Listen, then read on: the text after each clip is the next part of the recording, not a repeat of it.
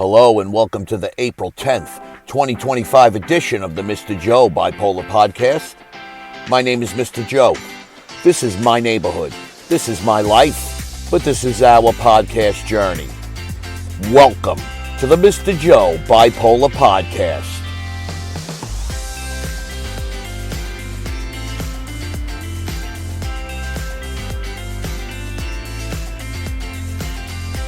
Hello, everybody. Welcome to another edition of the Mr. Joe Bipolar Podcast. My name is Mr. Joe, of course, and it is absolutely awesome to have you here with me today. And, of course, it's always wonderful to be out there with you as well. And I got to tell you, it feels like I've been out there with you as well quite a bit in the last couple of days. You hear that music still? Mr. Joe's still playing it. I got no choice. I feel like I'm jamming today. Well, tonight in Mr. Joe's neighborhood. I'm excited because it's been a few days in a row now that I've had this opportunity to produce a new podcast episode. So this is when life seems to be the best for Mr. Joe, when I am able to do my thing on a consistent basis. And you want to know something? I kind of think I know why. And I've known why all along, but I think I know why even more now. And I got to tell you, I could not wait to come into my car and produce this podcast episode simply because I had not gotten enough of what I was just doing. Okay? What am I talking about? Well, Mr. Joe always shares, you know that. Okay, but before I get to that, we got to do a couple of quick things here. If you want to go to my website, it's mrjoe.podbean.com, misterjoe.podbean.com.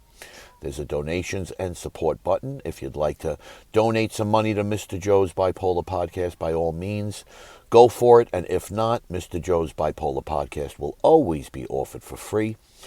If you'd like to reach out, you could reach out at my email. It's mrjoebp@yahoo.com, and that's mrjoebp. If you are interested in microdosing, I suggest that you go to the one and only SoulCybin, the only company that I love to deal with, and that's soulcybin.org/mrjoebp. SoulCybin.org/mrjoebp, and that Mr. Joe is spelled mrjoebp.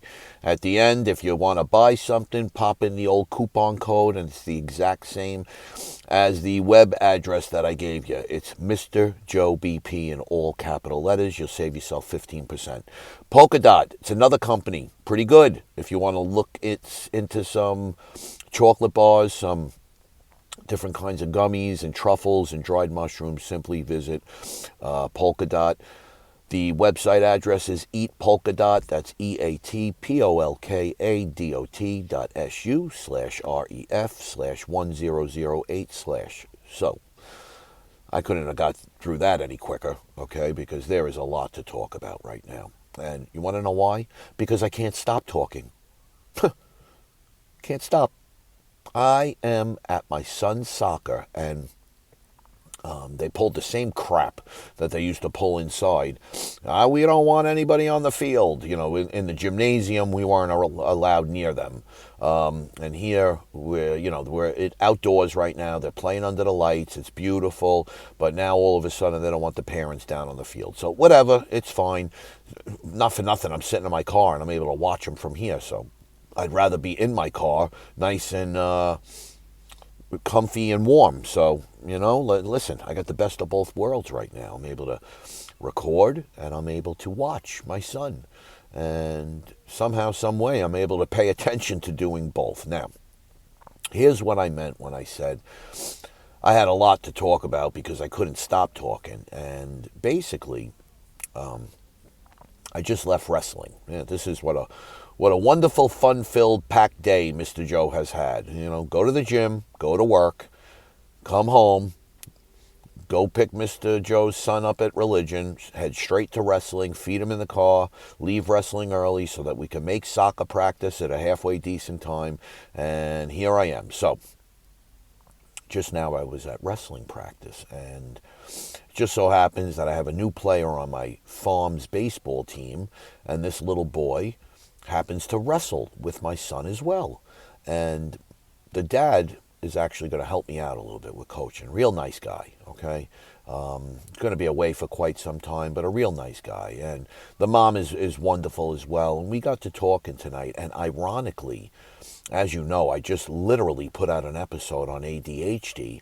And the very first thing that she wanted to talk about tonight was her son and some of the reports that have been communicated to this particular mother about her son.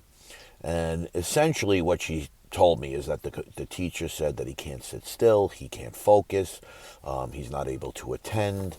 It sounds kind of similar to something we were just speaking about, if you ask me. Oh boy. All right. I saw my son running towards me. I said, Jesus. I said, what does this kid want now? But it looks like he might be playing goalie, which that's unheard of. Okay. So nevertheless, her son's got ADHD. I mean, come on. It's pretty evident that's what's going down here, okay, because the teacher said it. And the mom moved ahead and said to me, well, he has ADHD. I'm sorry, ADD. He does not have ADHD, which kind of threw me for a loop in the sense where, well, if he's all fidgety and stuff, I mean, is there a little bit of HD in that? It's hard to tell, but I'm going to be honest with you, the mom had absolutely nothing but excuses. It was actually kind of sad.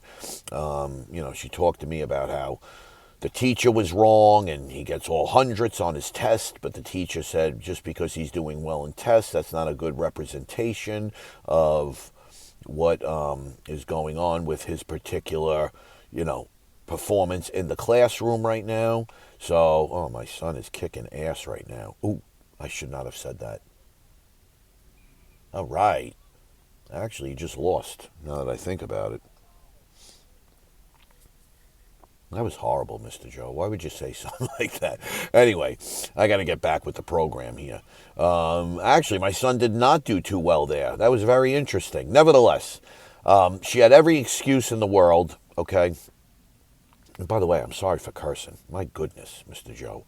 She had every excuse in the world as to why, the classroom teacher was incorrect and was not treating his ADHD properly, and it was very hard to really even make heads or tails out of what this woman was trying to tell me. As I sit here and try to explain, I mean, it's not any more evidently clear that your kid is suffering from ADHD or ADD, whatever you want to call it, based on what the teacher is saying, and guess what?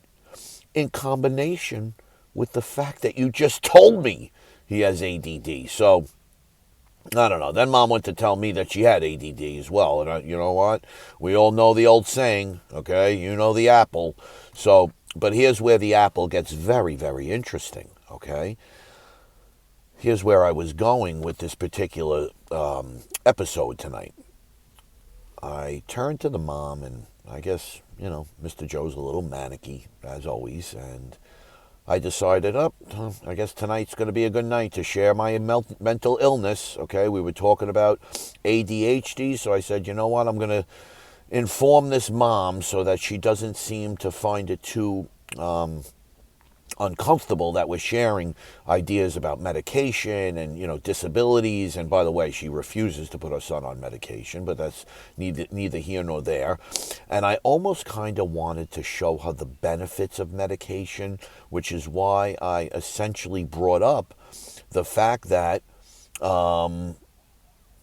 my particular disability or mental illness, unfortunately, I have to take medication in order for me to survive. And it just so happens that she turns to me and she says, well, you know what?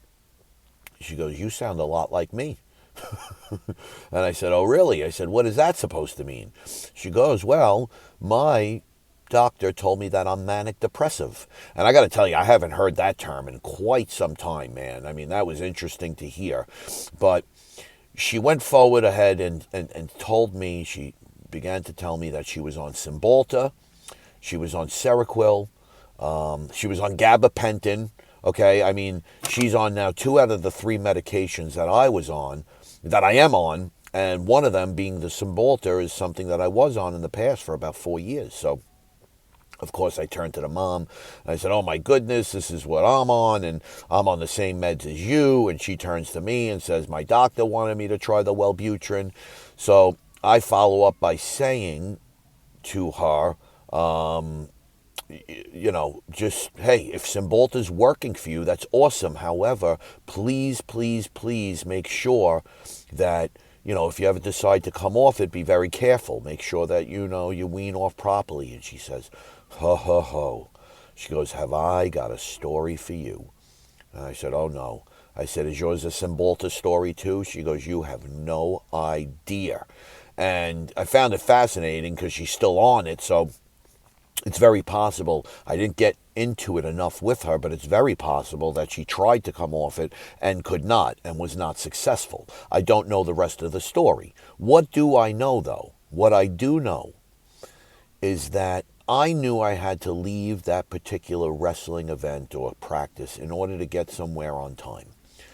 And I got to tell you, I didn't want to leave. I didn't want to go. I absolutely loved speaking to this woman. I realized tonight, I really, really realized how very important this podcasting is for Mr. Joe. And I really now recognize why I love it so much. And you want to know why? Because I now realize how incredibly easy, how incredibly fun, how incredibly important it is to find somebody with a similar issue as you. Somebody that you don't have to live with, by the way. That would certainly help. Okay, somebody that you don't have to raise. That might even be good. Somebody that you don't have to worry about as your parent. That would be great also. Somebody that I know I'm going to say, goodbye, see you next time. Okay? And let me tell you something. What I realized is that it is incredibly important for me to have somebody to talk to. And the amount of joy that I just endured being able to share my stories as briefly as it was, because let me tell you something, unfortunately, we didn't get into things probably until about 7 or 8 minutes until before we left. So, that was really, it was like I just couldn't get enough in. And I got to tell you, when I looked at her, it's almost like you could sense the excitement all over her face as well. Because let's face it, guys, I could sit around and I could talk to my wife and I could say to my wife all the things that I'm feeling. I could tell my sister. I could tell people at work. I got to say, people at work are very, very compassionate and understanding. And it appears to me that they listen a lot more than anybody else, because I do believe that many of the people that I work with are also mentally ill, and by self-admittance as well. Openly admitting it to me, basically the same way that this mom admitted it to me tonight. And my point is, as I ramble and try to get down to the nitty gritty, is I never realized how much fun it was to actually find somebody that has a mental illness that you could share your entire life with, that you don't have to feel bad about what you're saying. You don't have to feel embarrassed. Not that you're going to one-up each other, okay? But, almost there are certain times when you say things that you hope will give the other person hope. You give progress about yourself or regression about yourself, and try to make somebody feel even that much better. Like I found myself tonight, complimenting this woman and really meaning it from the bottom of my heart. And, then she started getting into that she had a car accident and the doctor was so concerned, and that's why she became depressed. And then Mr. Joe started getting into his reactive depression comments. One of the episodes that I've done, I got to tell you, there are so many times, guys, that when I'm talking to somebody, I literally just reach back into my library of thoughts when it comes to the episodes that I produced. And sometimes it just kind of hits me. I don't remember everything I write. I don't remember everything that I say, okay? You know that. I don't remember everything that I read. I don't remember everything that I write. I don't remember anything, to be quite honest with you. I don't even remember what the hell I was just talking about, if you could imagine. Okay? How do you like that? Mr. Joe doesn't remember what on earth he was even talking about.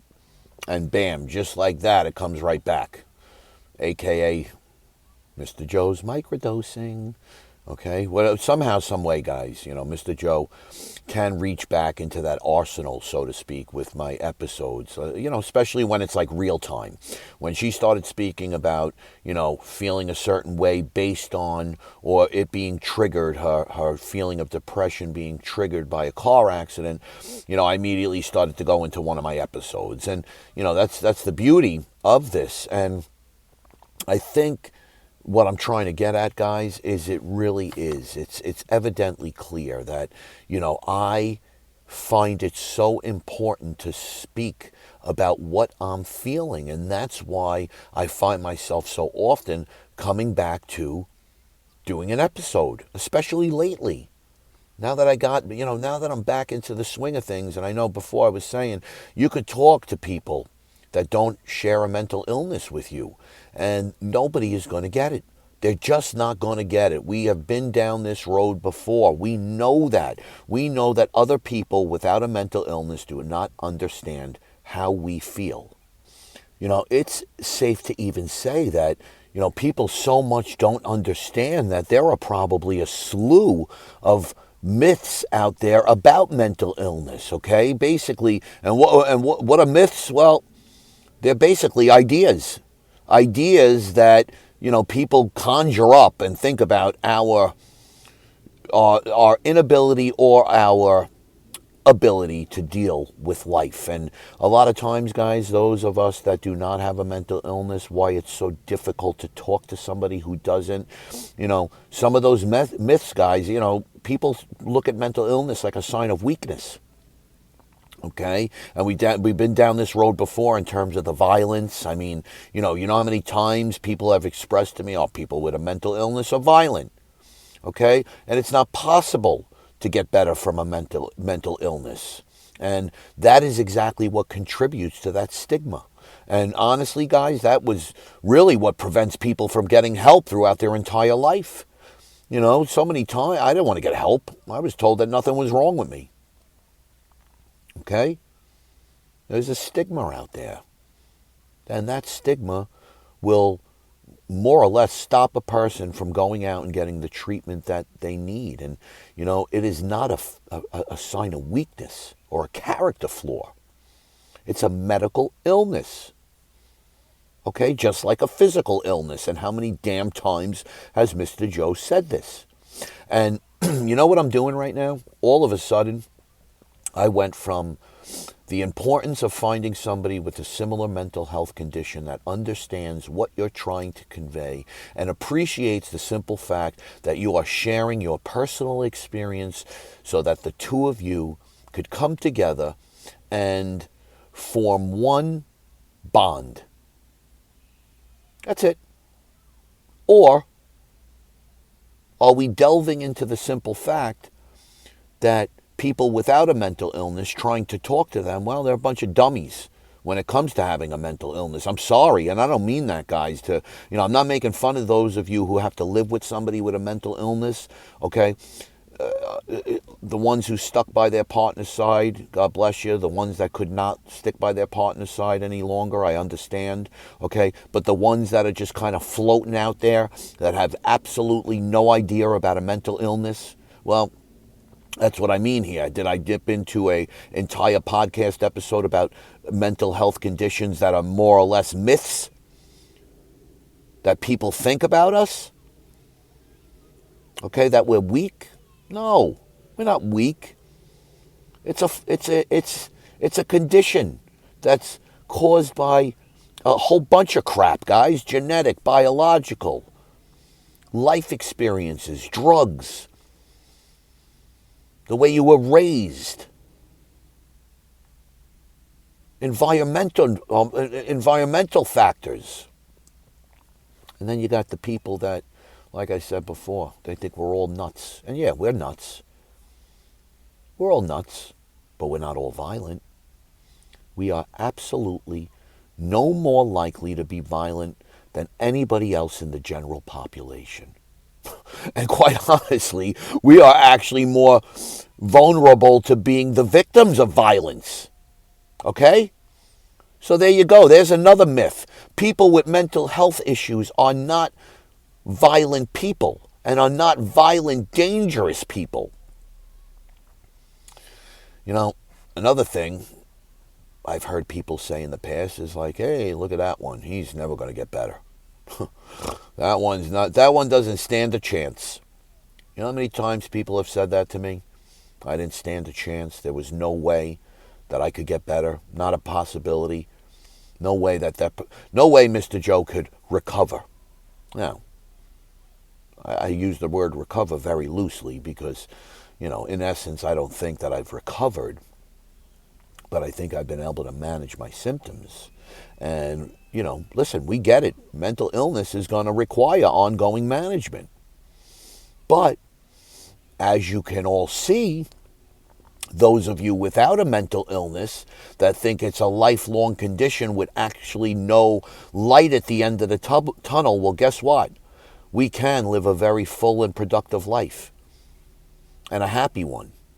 So no, it's not a lifelong condition that is filled with hopelessness and helplessness. And yes, we can work. Here's another myth for you. People with bipolar disorder or schizophrenia, they're not able to work. They're not able to have a successful relationship. Well, sorry guys. Like I said, we could lead fulfilling lives and we could be a part of our community, our society, our country. We could do so many things and contribute in so many ways. And it don't matter that we're mentally ill. Seeking help is a sign of strength.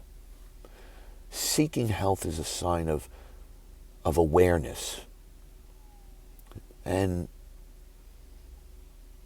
it's important to be self-aware when you have a mental illness. Because we understand. We get it. We get it. Other people may not get it. Those are the other people are the ones that believe in the stupidity of the myth that medication is the only way that you could get better. Okay? And yes, it's very important. We've decided that on many occasions. It's a very important part of your treatment plan. Okay? But that's not the only thing that's going to help in terms of your mental health. That's not the only treatment. That myth is ridiculous. What about therapy? What about changing your life around? Okay? What about stopping drugs? Okay? What about all those things? Going to rehab, going to in and outpatient programs. No, medication is not the only treatment for a mental illness. And as a matter of fact, another myth that has come out in the past is that mental illness is a rare condition. I don't think that's true. They are very common. And if you look around, I've said it many, many times. Just look to your right, look to your left. I guarantee somebody over there is going to have a mental illness, okay? And mental health issues obviously are not only going to be found in people who are just, visibly look to be disheveled or visibly, struggling with whatever life they're living right now. Because many people with a mental illness may not even appear to be bothered or appear to be struggling. Because sometimes some of the conditions or the way that we mask some of our feelings, well, we do a very good job at that. Okay? Sometimes our conditions can be extremely difficult to recognize. So no, okay? Mental health issues are not found in people who are only struggling in life. Unfortunately, whether we're born with it, whether we develop it, whatever the heck it might be, guys, okay? The truth of the matter is, we got it. We got it. I've actually heard people say, other than bipolar disorder, they have this stigma or this belief.